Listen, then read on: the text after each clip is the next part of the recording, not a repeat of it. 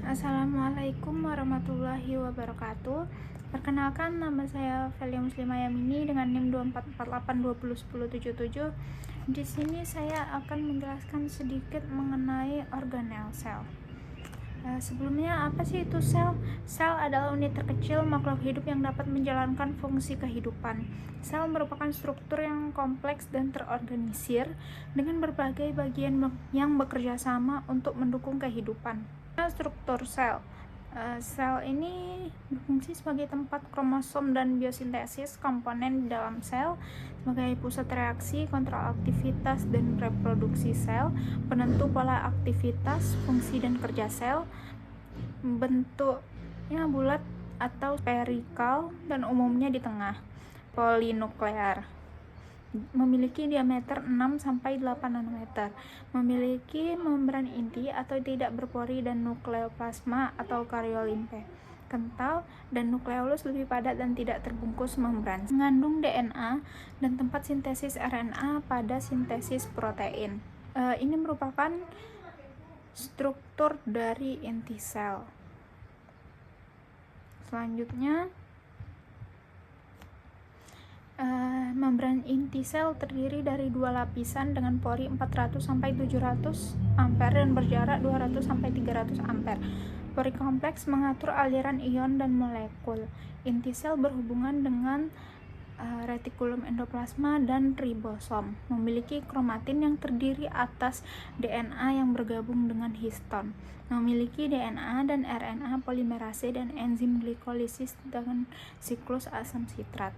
Nukleolus memiliki RNA polimerase, RNase, NADP, fosforilase, dan ATPase.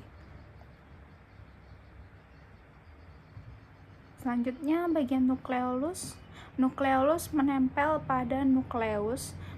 Nukleolus tidak mengandung DNA tetapi mengandung RNA dan protein. Berfungsi dalam sintesis RNA, yaitu sebagai tempat pembuatan protein yang digunakan dalam pembuatan ribosom. Nukleolus dikontrol oleh nukleolar organizer. Bagian nukleolus terdiri atas pars granulosa atau daerah granuler yang tempatnya di bagian tepi serta mengandung granul. Selanjutnya yang kedua, pars fibrillosa atau daerah fibriller yang terletak di tengah anak inti dan tampak sebagai fibril halus. Yang ketiga, amorf merupakan matriks nukleolus yang homogen dan terdiri dari protein pengikat kedua bagian di atas. Selanjutnya, karyoplasma merupakan larutan koloidal yang bersifat seperti sitoplasma.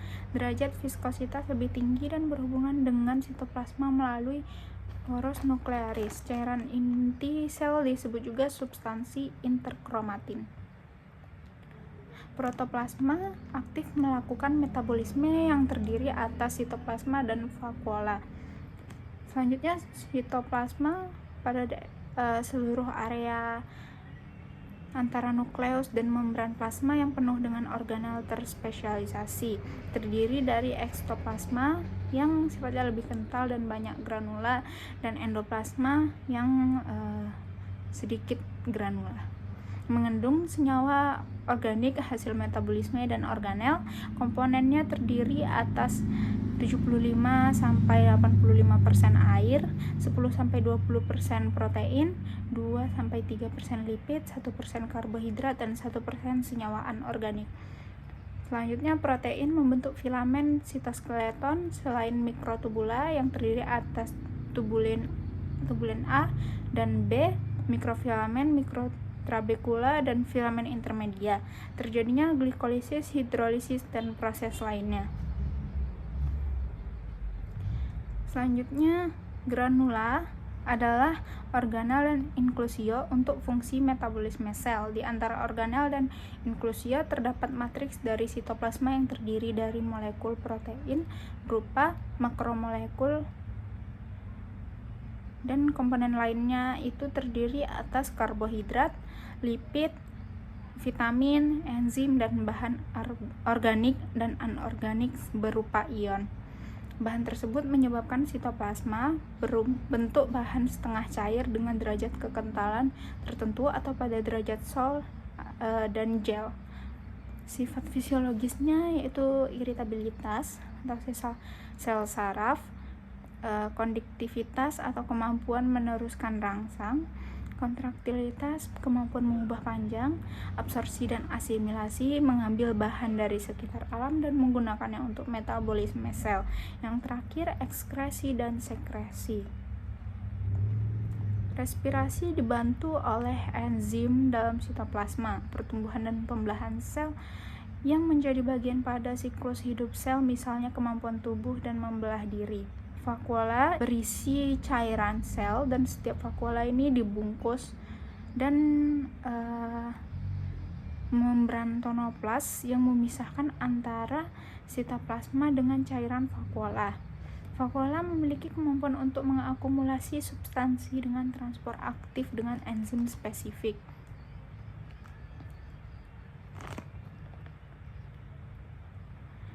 Fungsi vakuola ini menjaga sel dalam status turgor sebagai tempat penyimpanan unsur atau senyawa yang diekskresikan oleh sitoplasma dan sebagai penyimpanan enzim sehingga dapat berfungsi sebagai lisosom. Selanjutnya, tempat oksidasi substrat, sistensi ATP, dan tempat awal sistensi urea pada mitokondria memiliki bentuk yang bulat, memanjang, dan dengan berbagai macam ukuran. Jumlahnya tergantung kondisi dan jenis sel. Membran ganda atau membran dalam membentuk kristae atau enzim oksidase, bagian dalamnya terdapat matriks. Penting dalam siklus asam sitrat atau respirasi. Memiliki enzim TCA kecuali flavoprotein suksinat dehidrogenase. Ini merupakan struktur dari mitokondria. Selanjutnya ribosom. Ribosom ini mengandung asam nukleat yang berbeda dengan yang terdapat dalam kromatin pada inti sel. Terdiri atas nukleoprotein yang memiliki diameter 15 mikrometer, tempat sintesis protein. RNA melekat pada ribosom atau poliribosom sebagai alat cetak pembentuk polipeptida. Dapat melekat pada organ sel yang bermembran seperti retikulum endoplasma, pada organ sekresi atau soliter. Terdapat juga pada sitosol dan poliribosom atau ribosom yang tersusun berderet dan dihubungkan oleh semacam benang halus. Ini merupakan struktur dari ribosom. Selanjutnya mesosom merupakan retikulum endoplasma pada sel jamur. Pada sel prokariot merupakan pelipatan membran sitoplasma untuk memperluas permukaan dalam. Diperkirakan berfungsi dalam pembentukan dinding sel dan dalam pembelahan sel. Retikulum endoplasma memiliki ruangan antara lain yaitu sisterna yang berbentuk ruangan pipi yang terkadang tersusun berlapis dan saling berhubungan, tubuler yang berbentuk tabung atau saluran, dan vesikuler yang berbentuk seperti gelembung yang lepas satu dan lainnya. Bentuk membran yang sangat berlipat-lipat yang membatasi suatu ruangan yang disebut lumen. Lumen retikulum endoplasma dan sitosol dipisahkan oleh selapis membran. Pada RER, permukaan luar membrannya banyak ditempeli oleh ribosom, sedangkan pada SER, permukaan luarnya tidak ditempeli oleh ribosom. Hasil sekresi dari ribosom pada retikulum endoplasma akan dibawa ke dalam aparatus Golgi. Protein yang dihasilkan oleh PR antara lain adalah protein yang disekresikan keluar sel, protein integral membran, protein-protein khusus di dalam organel, seperti protein di dalam Golgi, lisosom, dan vakuola. SER banyak ditemukan pada otot rangka, tubulus, ginjal, kelenjar endokrin, dan SER ini juga memiliki beberapa fungsi, yaitu sintesis hormon steroid, detoksifikasi, melepas glukosa sebagai tempat melekatnya granul-granul, dan tempat penyimpanan ion-ion kalsium. Ini merupakan struktur dari retikulum endoplasma. Selanjutnya, badan Golgi atau aparatus Golgi merupakan organel untuk pembuangan atau pemisahan jenis-jenis protein intrasel. Fungsinya berkaitan dengan transportasi protein keluar sel, kompleks dekat inti sel dan berhubungan dengan retikulum endoplasma, tempat produksi glikoprotein, mengatur aktivitas membran sel.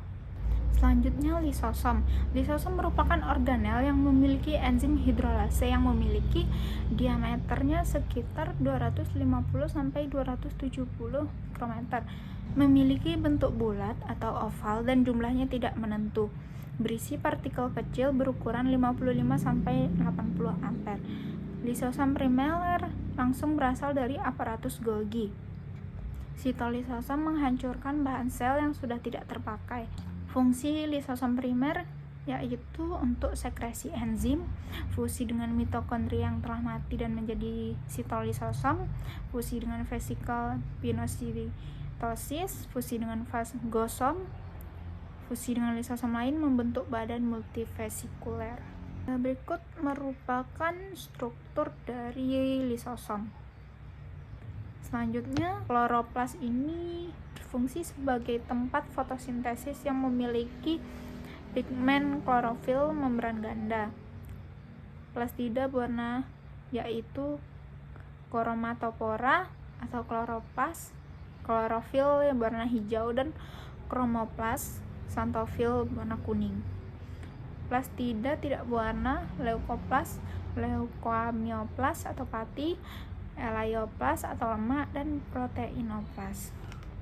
Sitoskeleton merupakan rangka untuk memberi bentuk sel, mengatur dan menyebabkan gerakan sitoplasmik yang beruntun dan berkaitan. Rangka sel memberi bentuk pada sel, mengatur dan menimbulkan gerakan sitoplasmik yang beruntun dan berkaitan, serta membentuk jaring-jaring kerja yang membantu mengatur reaksi enzimatis.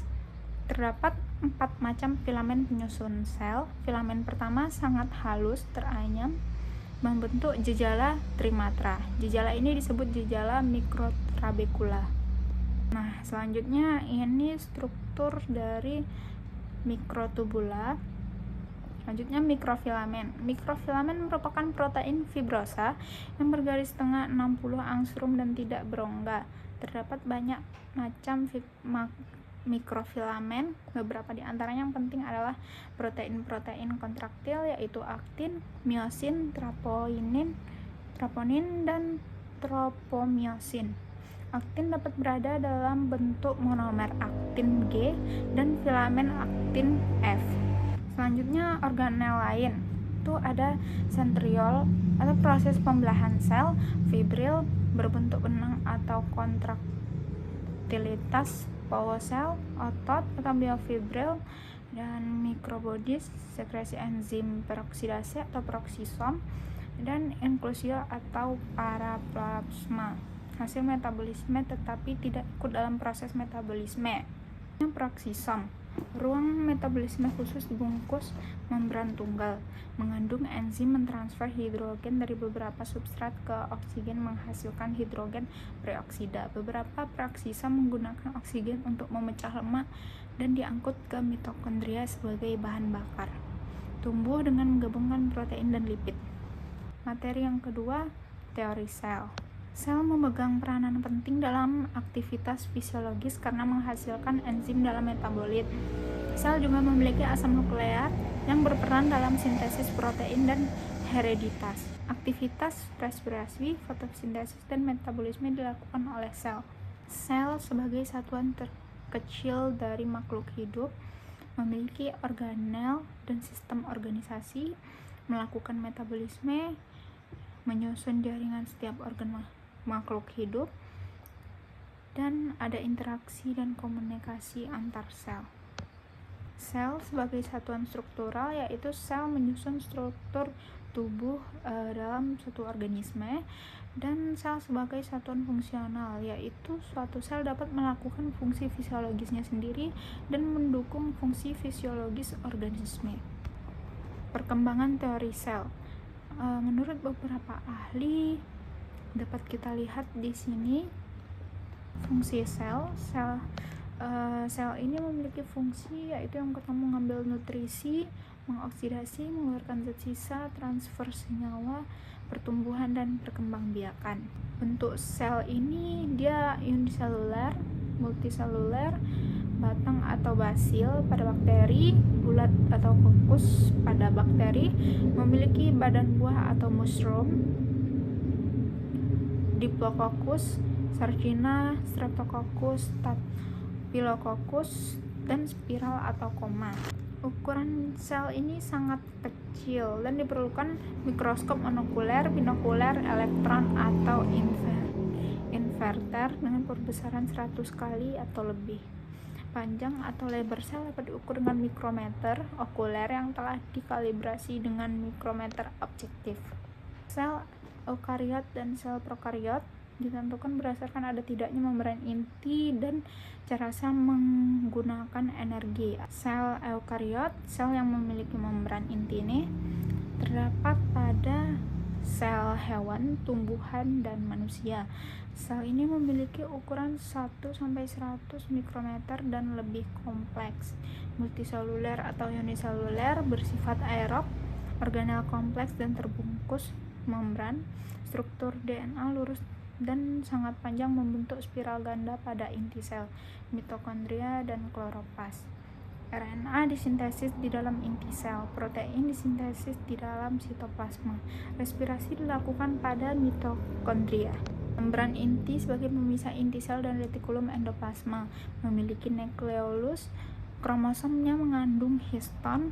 Sel memiliki tempat terjadinya replikasi DNA dan sintesis protein, ribosom pada retikulum endoplasma dan sitoplasma. Pembelahan sel secara mitosis dan meiosis. Transport senyawa dapat dengan endositosis dan eksositosis. Membran sel mengatur tekanan, osmosis, jamur dan seluruh makhluk hidup tingkat tinggi, protozoa, diatomae, ragi, dan kapang berlendir. Berikutnya merupakan struktur dari sel eukariot. Sel prokariot, sel yang tidak memiliki membran inti, terdapat pada sel bakteri, cyanobacteria, dan algae. Memiliki ukuran 1-10 mikrometer, bersifat aerobik atau anaerobik, uniseluler, organel tidak kompleks, struktur DNA melingkar, sintesis RNA dan protein pada tempat yang bersamaan di bahan inti pada sitoplasma, ribosom di sitoplasma. Selanjutnya, pada sel prokariot ini, kromosom tidak mengandung histon dan tidak memiliki nukleolus. Tidak terjadi mitosis dan meiosis, materi genetik berada di sitoplasma, tidak terjadi pelaburan gamet, tidak terjadi pembentukan diploid sebagian dengan transfer DNA searah. Sistem respirasi secara difusi dan contohnya seperti ganggang hijau, biru, dan bakteri. Merupakan struktur dari sel tumbuhan. Dan ini struktur dari sel eukariot. Kapsul berupa lapisan mukos berkaitan dengan sifat patogenitas. Flagel atau tricha, pili atau fimbriae berupa benang halus pada gram negatif. Dinding sel di antara kapsul dan sitoplasma. Bentuk sel tetap dan tidak memiliki vakuola. Sel bakteri ini terdiri atas membran sel, inti sel, sitoplasma yang mengandung granula, spora, vakuola, dan massa pembentuk inti, ribosom, mesosom, volutin, granula, mitokondria, dan spora. Struktur sel tumbuhan. Bahan penyusun sel itu terdiri atas rantai karbon, air, permeabilitas, selektif membran, polimerisasi, pembentukan makromolekul penting. Bahan penyusun sel itu terdiri atas air, karbohidrat, protein, lipid, asam nukleat, mineral seperti kalsium, natrium, dan sulfur. Dan bahan-bahan tersebut terdapat pada protoplasma yang berada pada konsistensi sol dan gel dan berkaitan dengan gerakan Brown. Yang pertama, kita akan membahas air. Air ini memiliki sifat yang polar kohesif dan sebagai pelarut, kapasitas peredam suhu tinggi, dan ikatan kovalen antara suhu molekul hidrogen dan dua molekul oksigen. Karbohidrat, monosakarida, pentosa, dan heksosa, oligosakarida, dan polisakarida. Monosakarida menjadi substrat dalam reaksi oksidasi metabolisme sel. Rangkap penyusun dinding sel antara lain pati, selulosa, hemiselulosa, lignin, pektin, kitin, yang termasuk polisakarida. Polisakarida dapat menjadi cadangan energi atau glikogen. Ribosa menjadi penyusun RNA dan ATP. Deoksiribosa menjadi penyusun DNA. Glikoprotein dan glikolipid menjadi komponen membran sel.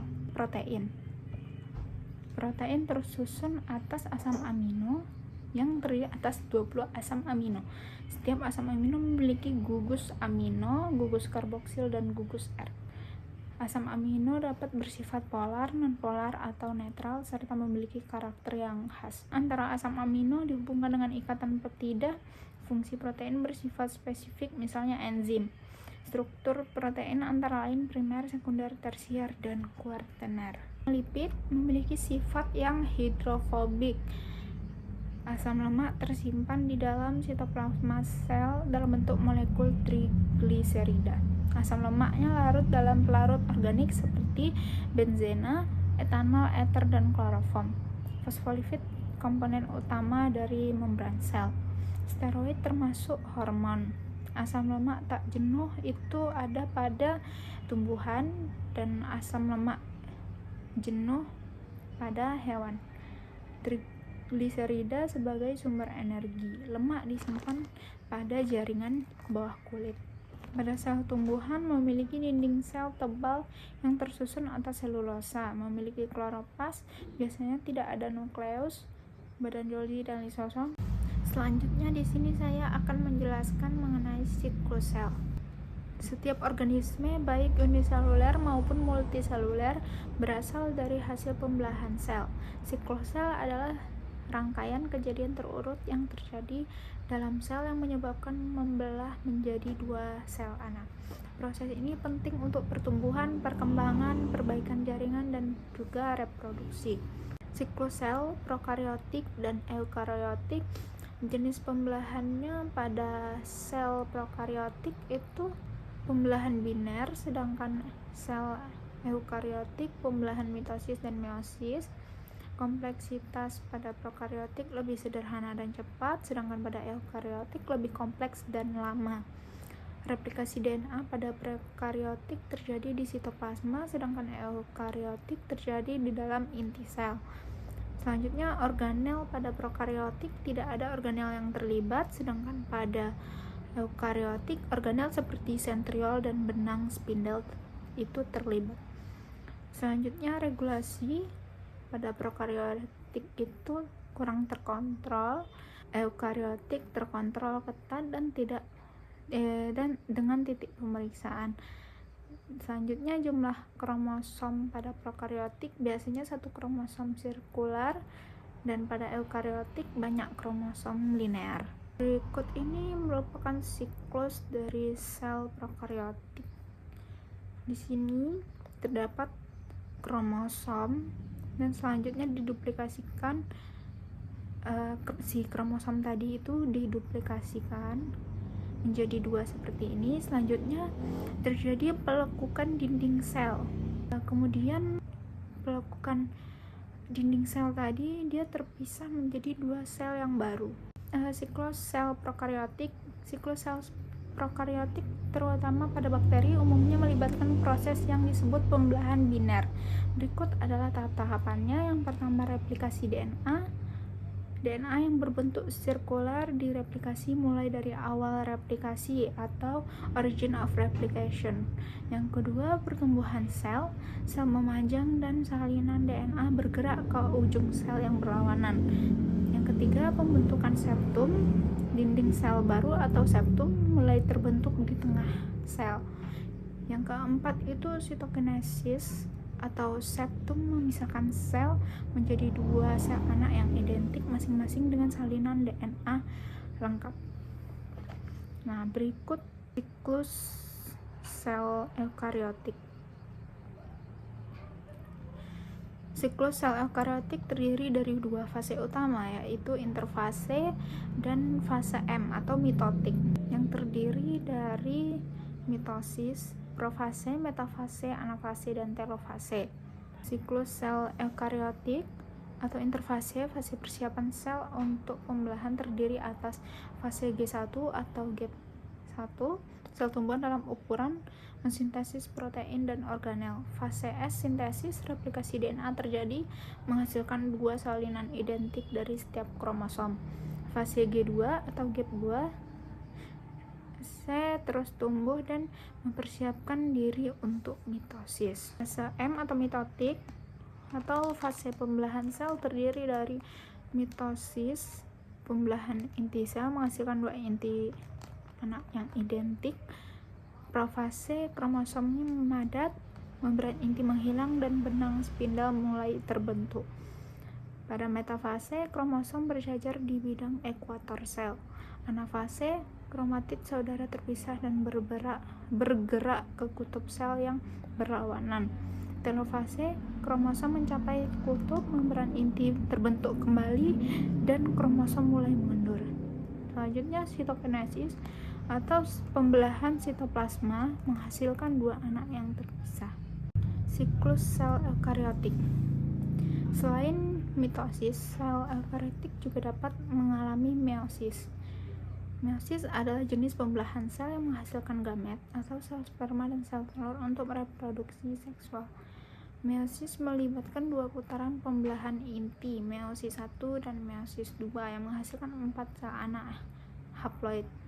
Haploid itu sel dengan satu sel kromosom atau setengah dari jumlah kromosom sel induk. Meiosis penting untuk menjaga jumlah kromosom yang konstan dari generasi ke generasi dan meningkatkan variasi genetik. Siklus sel eukariotik yang pertama, meiosis 1, itu ada profase 1, metafase 1, anafase 1, dan telofase. Meiosis 2, ada profase 2, metafase 2, anafase 2, dan telofase 2. Apoptosis adalah kematian sel terprogram yang merupakan bagian normal dari perkembangan dan pemeliharaan organisme. Sel yang rusak atau tidak dibutuhkan akan mengalami apoptosis tadi atau kematian sel tadi untuk mencegah kerusakan lebih lanjut. Nekrosis atau kematian sel akibat kerusakan sel yang tidak terkendali, biasanya disebabkan oleh faktor eksternal seperti cedera atau infeksi. Nekrosis dapat menyebabkan peradangan dan kerusakan jaringan. Yang terakhir, gangguan siklus sel dan kanker. Gangguan pada siklus sel dapat menyebabkan pertumbuhan sel yang tidak terkendali, yang dapat menyebabkan kanker, dan sel kanker mengabaikan regulasi normal dan membelah secara berlebihan membentuk tumor. Baik, mungkin itu saja yang dapat saya sampaikan. Kurang lebihnya mohon dimaafkan. Assalamualaikum warahmatullahi wabarakatuh.